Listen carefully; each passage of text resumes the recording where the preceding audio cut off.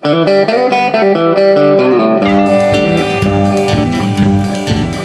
my lovelies. It's time for our Monday Mutterings. Yeah. So, today's topic, Hannibal. I know most of you don't actually watch this show, and that's okay. Some of you do, though, which is super cool. Someone even mentioned that my background reminded them of some of the really cool fade to black dissolves we've had going on this season, season 3. And thank you. That is like the best compliment ever. Any hoodles. I'm really upset. By the time this video goes up, our final episode of the series will have aired. I was really hoping that Netflix would have picked it up because Netflix saves some shows that need it.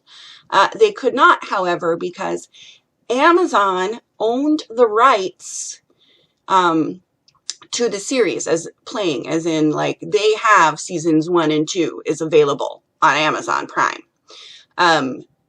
So Netflix couldn't actually make the show because of a rights issue. But then Amazon didn't pick up the show. So I'm kind of mad at Amazon right now. So basically this is, even if you don't watch the show, I think you will recognize some things here about a series that you really love, that apparently nobody watches but you, and you get really upset when it gets canceled. You guys remember Firefly? Wonder Falls? That's another show that I really loved that got canceled. The same guy who made Wonder Falls also made this show. Any hodls. Do you know what else he made? What is it? Pushing Daisies? Yeah? Brian Fuller. Brian Fuller makes shows I like. Brian Fuller makes shows I like that get canceled way too early. He appeals to me. And apparently only me. I can't say that. There are a ton of Hannibals out there, but we are a very small niche group, and we have tried to save the show, but it's just not working. Instead of putting out this awesome piece of art, because that's what it is, and that is probably why it was hard for them to really find their audience. This show is wonderfully acted. This show is beautiful to behold. The show is slow. It really is. There's a lot of symbolism going on, which just excites the part of my brain that likes to break that stuff down. There is every single shot, everything in that shot is meant to be in that shot. It has meaning. This is a show you can watch and rewatch. You watch first for the plot. You watch the second time to behold the costumes and the beautiful camera trickery. You watch the third time to really check out the shots. What is the deeper meaning between everybody? Is anything in the scene also helping to get the point across? I like that kind of stuff. It's a little artsy-fartsy, I suppose, but I really do like that stuff. It's not that it feels more interactive. I just feel like the show people are giving us so many layers that we can delve into if we choose to. Yeah, it's got some gross stuff. I'm not gonna lie. The gore level on this show is really high.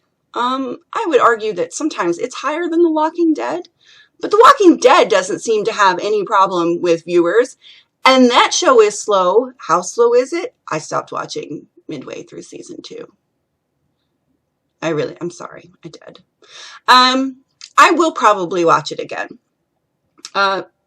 Once it's done. Once it's finished, I will probably binge watch the entire series because I really did like The Walking Dead, but it moved at a snail's pace and I got frustrated waiting week after week and nothing ever happened. Hannibal is also slow, like I said, but for some reason, since it gave me so much else to look at and behold and wonder, this is one of the few shows that I watch. Granted, I don't watch it exactly as it's airing. I DVR it, and as soon as it's done, then I watch it. Because sometimes I need to rewind and relook at things again. And sometimes I need to pause.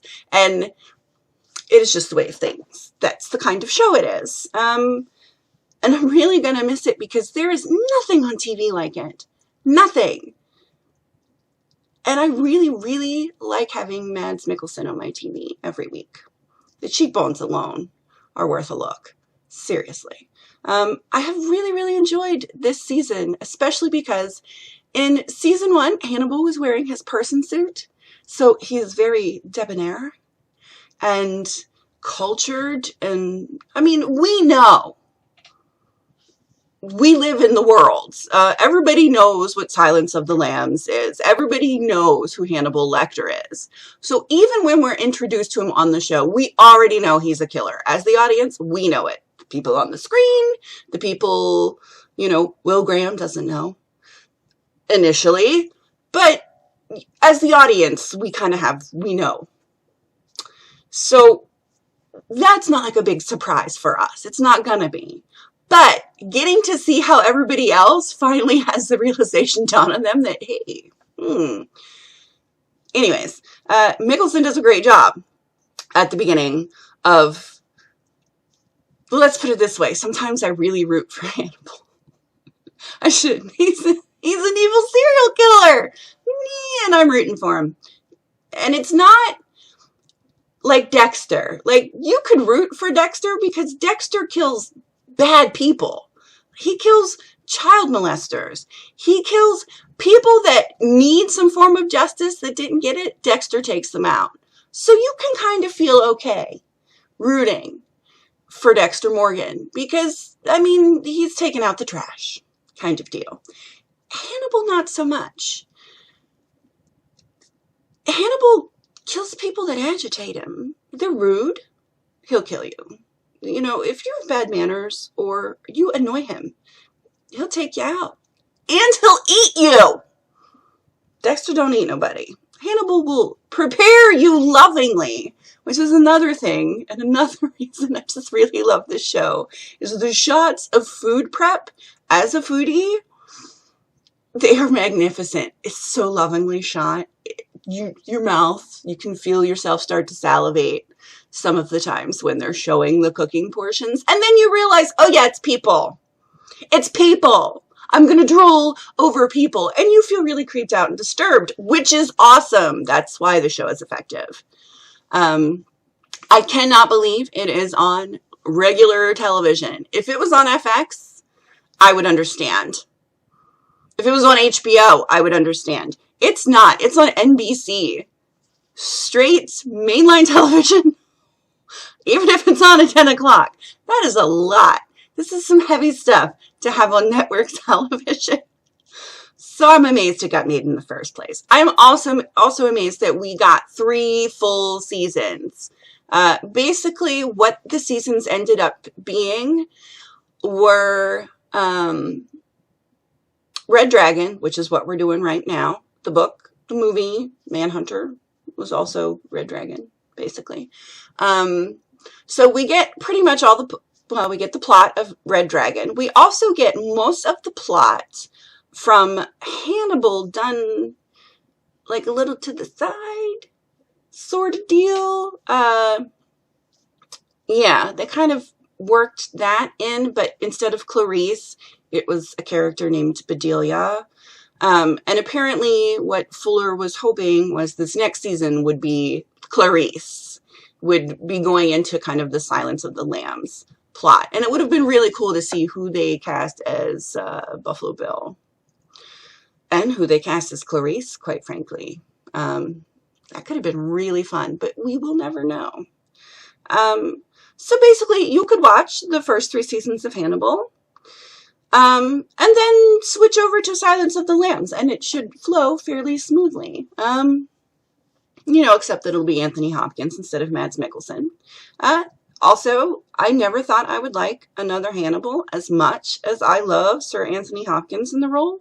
I like Mads better because we've seen him go from this charismatic, debonair man into this current season. Oh, he's having way too much fun being evil, just being himself, I guess. He's not wearing his person suit anymore. He's just the way he is, which is manipulative and just mean. He's so mean sometimes. And creepy and weird and awesome and I don't know, any hoodles. That's my mutterings for this Monday. My show is over and I'm sad. I am not going to watch that stupid player show that NBC keeps trying to get me to watch with Wesley Snipes about something in Las Vegas. I don't know. It looks terrible. It looks like it cost a lot of money that they could have spent on Hannibal. So I won't be watching Player or the one about the tattooed chick. I don't even know what the name of the show is. It's just something about a tattooed chick that shows up and she's a super spy. Whatever, we already had Alias. It's, no. Sorry. So, NBC, you have absolutely nothing this next TV season that I will be watching. Good on you, I guess. And with that, I'm going to end and try and keep this to a minimum. Alrighty, my lovelies. I don't know what we're going to mutter about next week because it hasn't happened yet. All right. Until then, have a great day. I love you guys. Bye.